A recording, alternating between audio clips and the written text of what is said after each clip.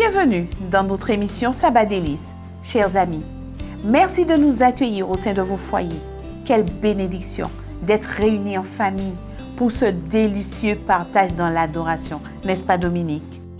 Tout à fait, Sylvie. Bonjour, chers amis de Sabbat Délices. C'est toujours un immense plaisir et une joie de vous retrouver afin de célébrer ce saint sabbat de l'Éternel. Oh, qu'il est doux de voir des frères unis de même amour, de même cœur, pour louer le Créateur des cieux, de la terre, de la mer et de tout ce qui s'y trouve. La nature nous rappelle chaque jour ô combien notre Créateur est merveilleux.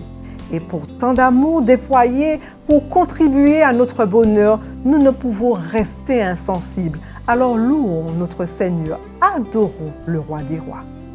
Prions. Notre Dieu, notre Père, nous te sommes extrêmement reconnaissants de pouvoir en ce jour sanctifié, mis à part pour toi, de pouvoir élever nos cœurs et nos âmes vers toi, afin de te témoigner de notre reconnaissance pour ta bienveillance, pour ton amour manifesté pour nous tout au long de cette semaine et de ce privilège que tu nous accordes de pouvoir être libérés de toutes nos tâches séculières et de pouvoir rentrer dans la véritable adoration. C'est un honneur particulier que nous te remercions de nous permettre de partager avec nos frères et sœurs du monde entier. Que ton nom soit élevé, exalté pour qui tu es. Nous t'avons prié, Père, et demandé ces grâces dans le doux nom de ton Fils, Jésus-Christ. Amen. Amen.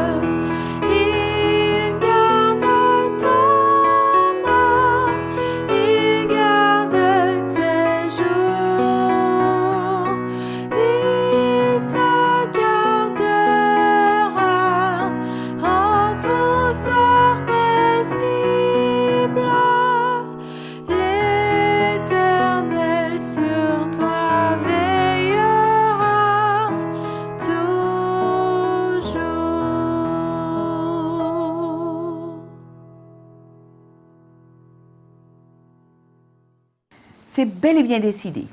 Mon leitmotiv du quotidien est le suivant. Je ne vais plus gâcher ma journée.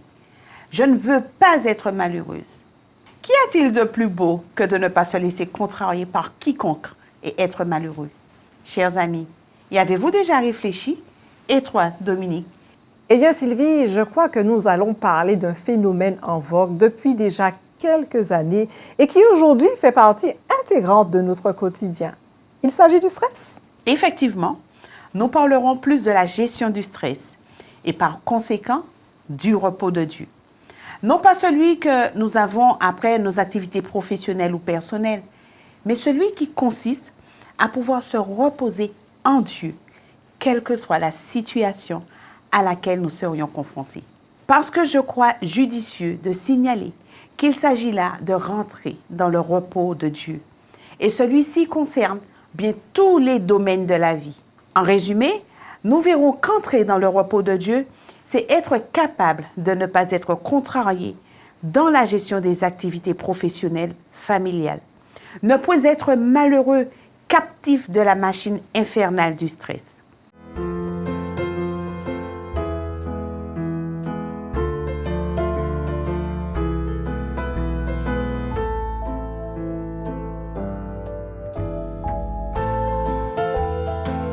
Heureux l'homme qui ne marche pas selon le conseil des méchants, qui ne s'arrête pas sur la voie des pécheurs et qui ne s'assied pas en compagnie des moqueurs, mais qui trouve son plaisir dans la loi de l'Éternel et qui la médite jour et nuit. Il est comme un arbre planté près d'un courant d'eau, qui donne son fruit en sa saison, et dont le feuillage ne se flétrit point. Tout ce qu'il fait lui réussit. Il n'en est pas ainsi des méchants. Ils sont comme la paille que le vent dissipe. C'est pourquoi les méchants ne résistent pas au jour du jugement, ni les pécheurs dans l'assemblée des justes. Car l'Éternel connaît la voie des justes.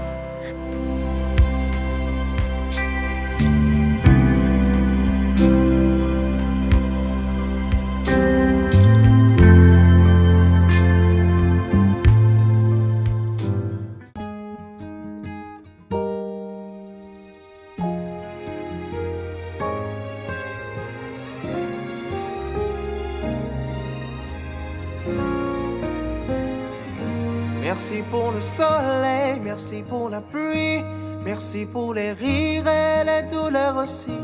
Quel grand Dieu tu es, quel grand Dieu tu es. Merci pour le soleil, merci pour la pluie, merci pour les rires et les douleurs aussi. Quel grand Dieu tu es, quel grand Dieu tu es. Je te loue pour qui tu es. Et ça peu importe les conditions, Seigneur, je veux m'habituer à te suivre sans poser de questions. C'est par ta grâce que je suis né. Oui, ma vie est une bénédiction. Aide-moi, Seigneur, à toujours te louer avec la même conviction. Alors merci pour le soleil, merci pour la pluie, merci pour les rires et les douleurs aussi. Quel grand Dieu tu es, quel grand Dieu tu es. Merci pour le soleil, merci pour la pluie, merci pour les rires et les douleurs aussi. Quel grand Dieu tu es, quel grand Dieu tu es. Je vis pour te rendre gloire, ils doivent le savoir. Je suis une créature de Dieu et pas un hasard. Bien avant que je sois, tu m'avais déjà vu. Et si je suis ici, c'est toi qui l'as voulu. Quand je me trouve au cœur de la tempête, mon Jésus, c'est ton nom qui me vient en tête. Mais je veux que tu restes aussi auprès de moi, quand dans ma vie tout va bien. Merci pour le soleil, merci pour la pluie, merci pour les rires et les douleurs aussi. Quel grand Dieu tu es, quel grand Dieu tu es. Merci Merci pour le soleil, merci pour la pluie, merci pour les rires et les douleurs aussi. Quel grand Dieu tu es, quel grand Dieu tu es.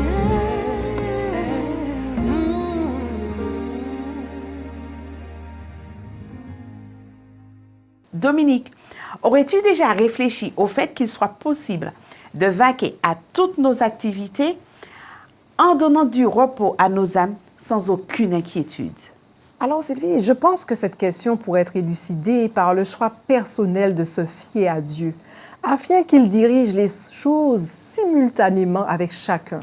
Nous ne devrions plus être vexés ou stressés si nous nous appliquons à entrer dans le repos de Dieu. N'oublions pas que Dieu lui-même s'est reposé de toutes ses œuvres au terme de la création, le 7e jour. Il a créé le repos du sabbat qui demeure toujours disponible pour nous aujourd'hui.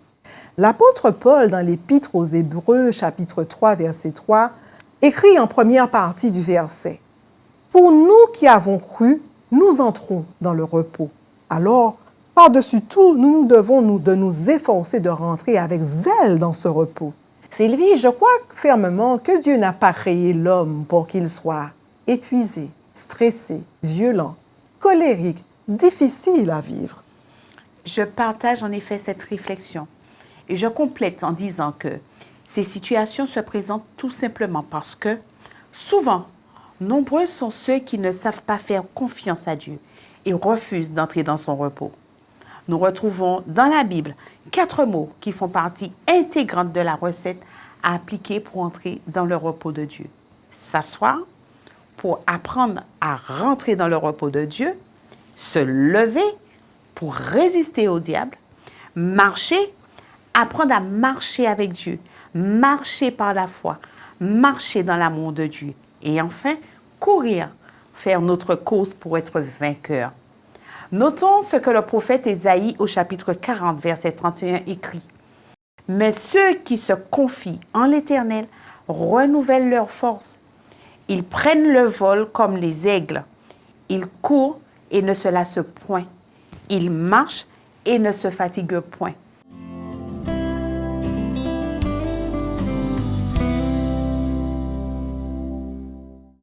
Car la joie de l'Éternel sera votre force.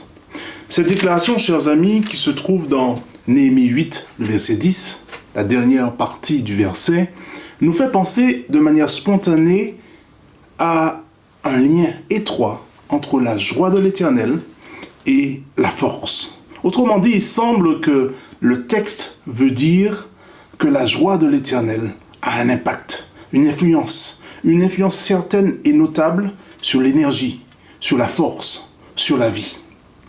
On pourrait traduire cette déclaration par « Car la joie de l'Éternel, c'est ce qui fait votre force ». Chers amis, je vous propose ce soir de considérer particulièrement la joie de l'Éternel. Nous allons à travers ce récit, cette scène qui se trouve dans les 12 premiers versets de Néhémie 8, nous allons tirer des enseignements importants pour nous aujourd'hui concernant la joie de l'Éternel. Pour cela, je vous propose une démarche en 3 temps. Considérons une définition dans un premier temps de la joie. Dans un deuxième temps, nous présenterons le contexte général de Néhémie et le contexte particulier dans lequel se trouve cette scène du peuple de l'Ancienne Alliance. Enfin, nous tirerons 4 points marquants sur la joie de l'Éternel tirée de cette scène particulièrement. La question centrale est la suivante. Qu'est-ce que la joie de l'Éternel? Est-ce que cette joie est disponible? Quelles sont les conditions d'accessibilité de la joie de l'Éternel? Partons de la définition de la joie. Le Larousse nous dit ceci. La joie est un sentiment de plaisir, de bonheur intense, qui se caractérise par sa plénitude, mais aussi par sa durée limitée. Et ce sentiment est éprouvé par quelqu'un qui a une aspiration, un désir, une satisfaction en voie d'achèvement ou en voie de l'être. Nous avons sans doute, et chacun a sans doute déjà entendu cette déclaration, ressentir une grande joie, ou encore être fou de joie. La joie ce sentiment de bonheur intense qui est aussi synonyme de bien-être, de béatitude, de délice, d'exaltation, d'exultation, de jubilation.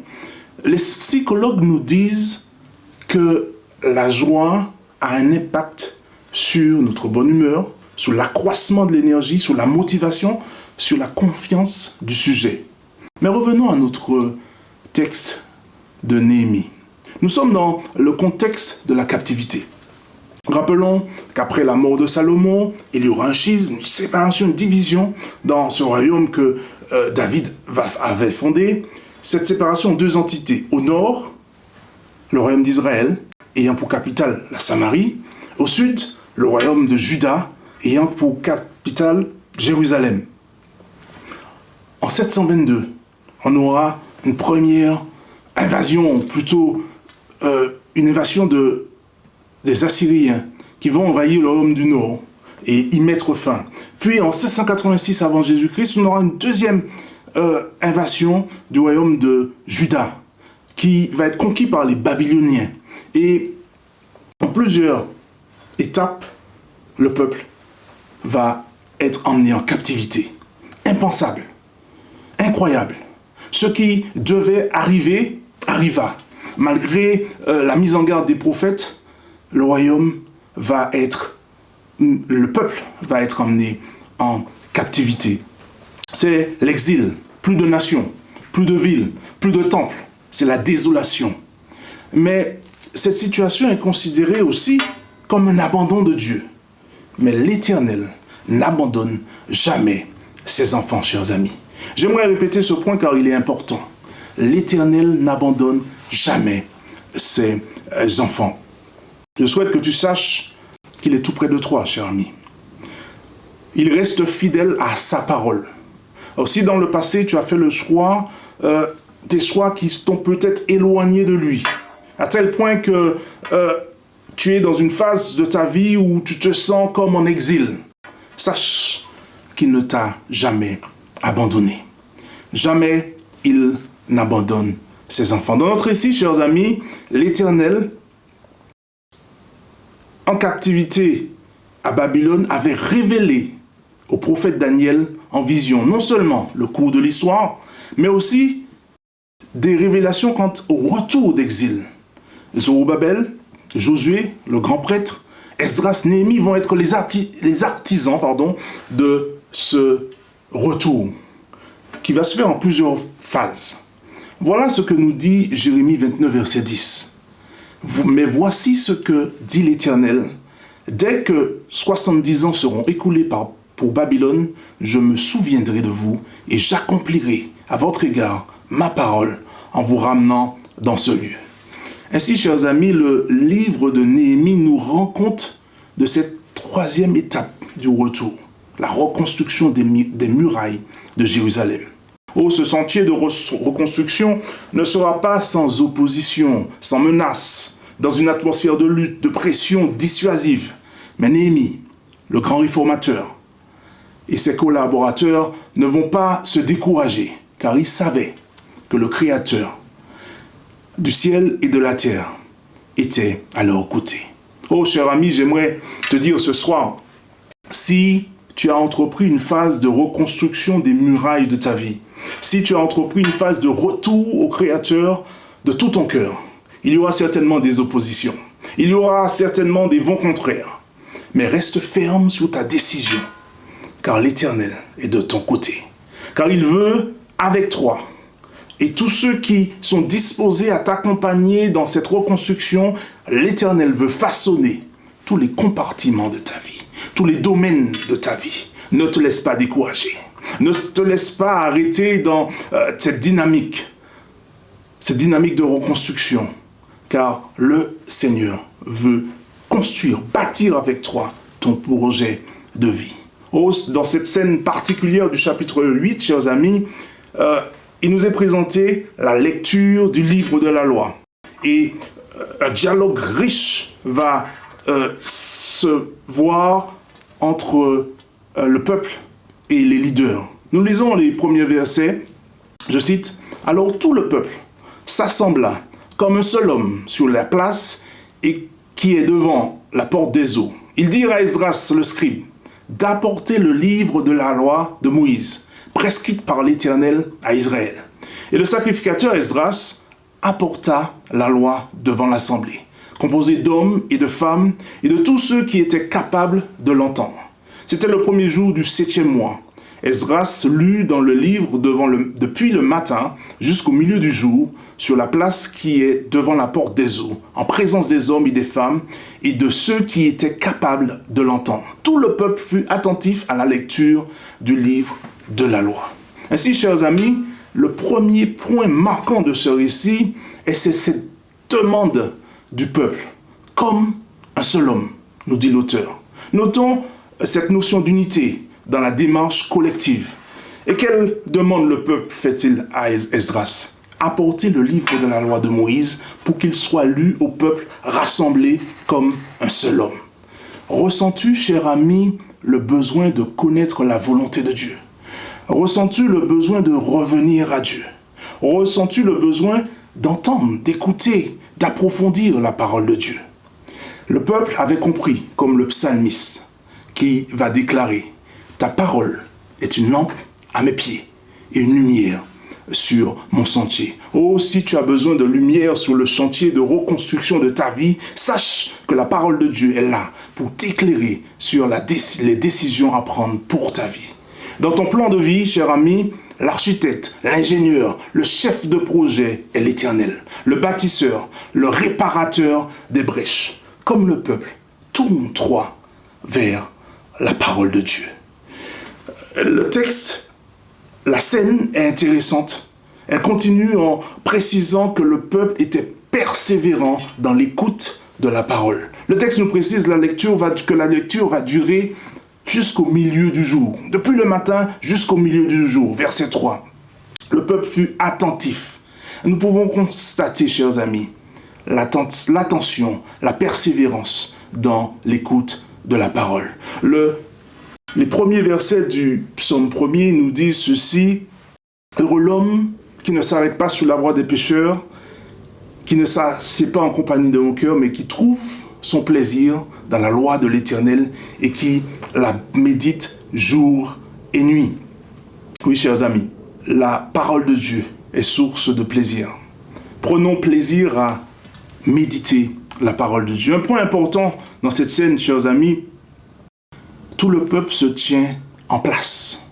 Il y a une solennité dans la position du peuple et des leaders qui mènent cette lecture. Il y a non seulement la persévérance, la solennité, il y aura dans un deuxième temps une scène d'adoration. Oui, il y a dans la parole de Dieu objet de plaisir, il y a un objet d'adoration, il y a dans la parole de Dieu une source de bénédiction. Le peuple va rester attentif. Lorsque le peuple se tourne vers Dieu, vers sa parole, lorsqu'il persévère, chers amis, il y a quelque chose qui se passe. Il y a un réveil qui se passe. Lorsque le peuple et ceux qui sont amenés à le servir se tournent vers Dieu, ensemble, les leaders et l'assemblée, il y a quelque chose d'extraordinaire. Il y a une transformation, un changement, une prise de conscience. Le peuple tombe en adoration devant son Créateur, en louange, en reconnaissance, car l'écoute de la parole de Dieu va produire son effet. Et la persévérance, l'attention à cette parole favorise un moment solennel d'adoration. Oui, nous avons vu qu'il s'agit pour le peuple de retourner à Dieu, retourner à la parole, et qu'il persévère dans la parole. Nous avons vu que cette persévérance va produire une scène d'adoration. Ils vont littéralement tomber par terre pour adorer, reconnaître. Et enfin, un quatrième point, le récit nous rapporte qu'il y a un temps. Josué, les Lévites, vont prendre le temps d'expliquer la loi au peuple, la loi de Dieu au peuple, et en donner le sens. Et encore une fois, il nous est encore précisé que le peuple restait en place. La suite du récit nous fait comprendre qu'il y a une prise de conscience. Le verset 9 nous dit « Néhémie, le gouverneur, Esdras, le sacrificateur, et le scribe, et les Lévites qui qui enseignait le peuple, dire à tout le peuple, ce jour est consacré à l'Éternel, votre Dieu. Ne soyez pas dans la désolation et dans les larmes, car tout le peuple pleurait en entendant les paroles de la loi. Les conditions étaient réunies pour faire ce que plus tard les Romains vont appeler une tabula rasa. Faire table rase du passé, se tourner vers Dieu en confession et reprendre, prendre conscience, se repentir et changer de direction à sa vie. Oui, chers amis, Néhémie et les autres leaders vont dire au peuple, ce jour est consacré à l'Éternel. J'aimerais te dire, chers amis, ce soir, que ce jour est consacré à l'Éternel. Toi qui as pris ce soir la décision de te tourner vers la parole de Dieu en suivant ce programme. Toi qui as ressenti et manifesté le désir de tourner ton cœur vers Dieu pour connaître sa volonté pour ta vie. Toi qui persévères dans ta démarche. Toi qui restes attentif à la parole. Toi qui, comme moi ce soir, tombe en adoration, en louange alors que nous sommes dans ce jour consacré à l'Éternel. J'aimerais te dire, nous voulons rentrer dans toute la joie de l'Éternel. Nous arrivons à cette déclaration, chers amis, soyez réconfortés, soyez dans l'allégresse, ne soyez pas dans la désolation et dans les larmes, car la joie de l'Éternel sera votre force. La créva de l'Éternel, ce n'est pas n'importe quelle joie, c'est la joie de l'Éternel, celui qui n'a ni commencement ni fin, celui qui est le premier et le dernier, celui qui est hors du temps et qui est maître du temps. Il vous le dit ce soir, la joie de l'Éternel sera votre force. Celui qui a créé un espace-temps pour te rencontrer dans le sabbat, il te dit ce soir, la joie de l'Éternel sera ta force. Il te dit, la joie de l'Éternel est ta force. Le mot force vient de la racine qui transmet l'idée de rocher, de forteresse. Autrement dit, la joie de l'Éternel sera ta force, donc la joie de l'Éternel sera ton rocher, ta forteresse, ton soutien, ton abri, ton appui. Chers amis, la joie de l'Éternel procure la sécurité. Tu peux être fortifié par la joie de l'Éternel. Je t'invite ce soir à faire de la joie de l'Éternel ta force. Embrasse la joie de l'Éternel. En embrassant ce jour consacré à l'Éternel, son repos, le sabbat, tourne-toi vers sa parole. Persévère dans la parole. Reste en adoration, en louange. Laisse-toi transformer par ce Dieu qui souhaite t'accompagner dans la reconstruction des murailles de ta vie. Car la joie de l'Éternel sera ta force. Que le Seigneur te bénisse. La joie du Seigneur, elle est ma force. La joie du Seigneur, elle est ma force. La joie du Seigneur, elle est ma force. La joie du Seigneur est ma force. La joie du Seigneur, elle est ma force. La joie du Seigneur, elle est ma force. La joie du Seigneur, elle est ma force. La joie du Seigneur est ma force.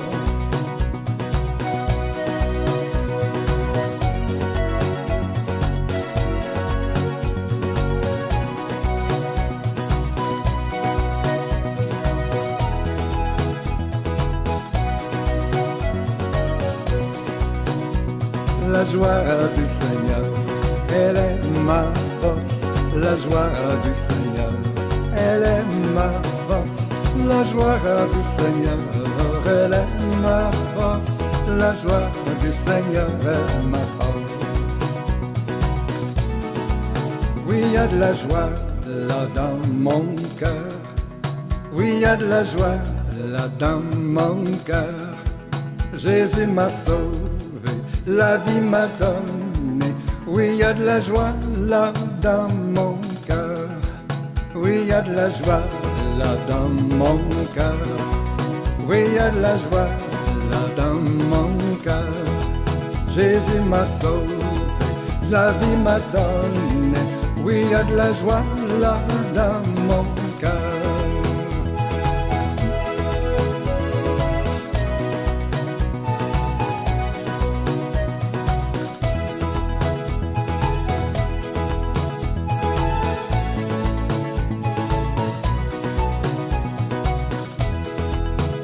y a de la joie là dans mon cœur. Oui, il y a de la joie là dans mon cœur. Jésus m'a sauvé, la vie m'a donné. Oui, il y a de la joie là dans mon cœur. Oui, il y a de la joie là dans mon cœur.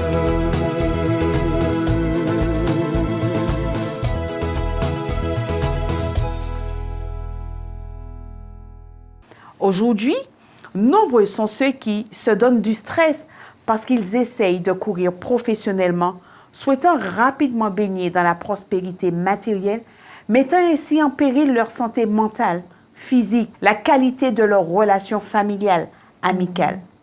Dominique, j'ai noté que d'autres se donnent du stress parce qu'ils essayent de courir spirituellement afin d'accomplir de grandes choses, allant aussi jusqu'au péril même de leur vie sans se rendre compte de l'importance du respect de chacune de ces étapes.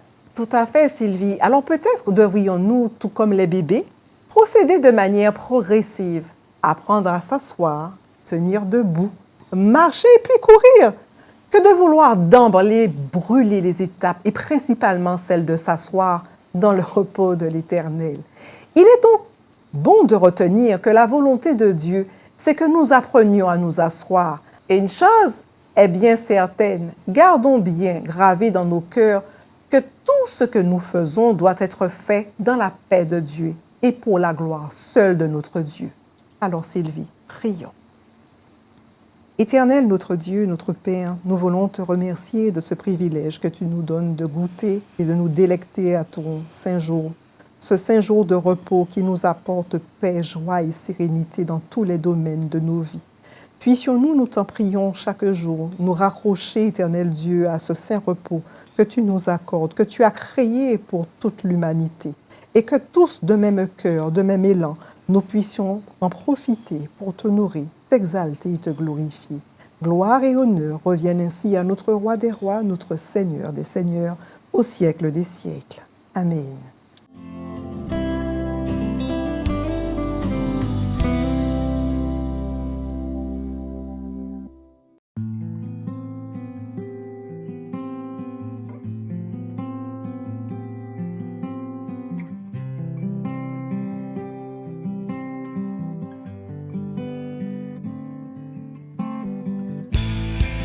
Il manque une note dans mes rires, des couleurs dans mes regards, trop de tristesse en mémoire. Comment guérir de mes souvenirs? Mes questions, mes cris silencieux sont-ils montés jusqu'aux cieux? Pourquoi m'as-tu laissé là? Ai-je vraiment mérité tout ça?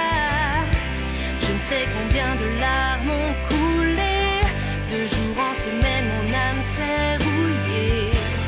Est-ce vraiment si difficile pour toi de m'envoyer un signe? C'est à cœur ouvert que je te parle, et dans la nuit cette voix se dévoile.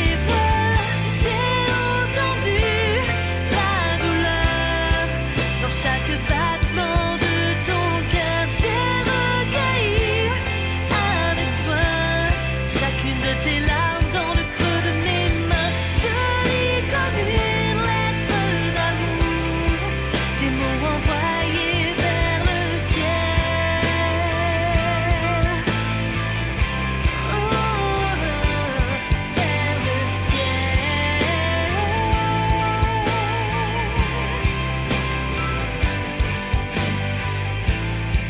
Je te connais mieux que toi-même. C'est moi qui t'ai formé de mes mains. Je connais chacun de tes lendemains. Si tu savais comme je t'aime, tu te laisserais tomber dans mes bras, me laisserais prendre soin de toi. Je ne reste jamais sourd, non mon bras n'est pas trop court pour te chercher dans ton précipice, te rendre des forces et te faire justice. Tu peux me crier pourquoi, je l'ai fait aussi sur la croix, là où j'ai porté tes meurtrissures. Si tu me laisses l'accès à ta blessure, j'ai entendu la douleur dans chaque battement de ton cœur. J'ai recueilli avec soin chacune de tes larmes dans le creux de mes mains. Je lis comme une lettre d'amour tes mots envoyés vers le ciel,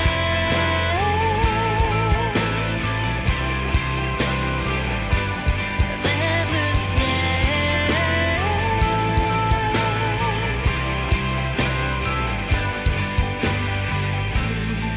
Je t'écouterai, je te consolerai, je te guérirai, je te relèverai,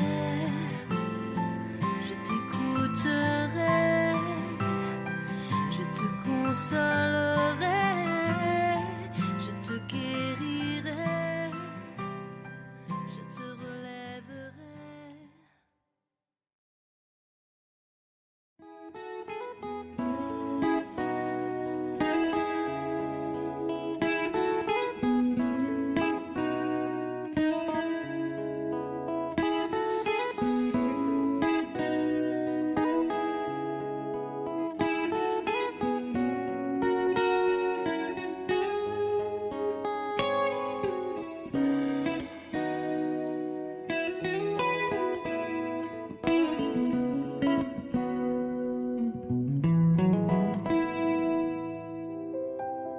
Chers amis, nous avons eu plaisir à partager ce doux moment en la présence de notre Créateur et nous voulons d'ores et déjà vous rappeler notre prochaine convocation dans l'adoration au travers de ce sabbat délice.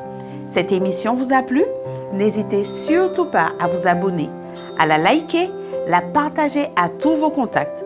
Nous vous souhaitons à tous un excellent sabbat délice. Excellent sabbat délice à tous et à bientôt.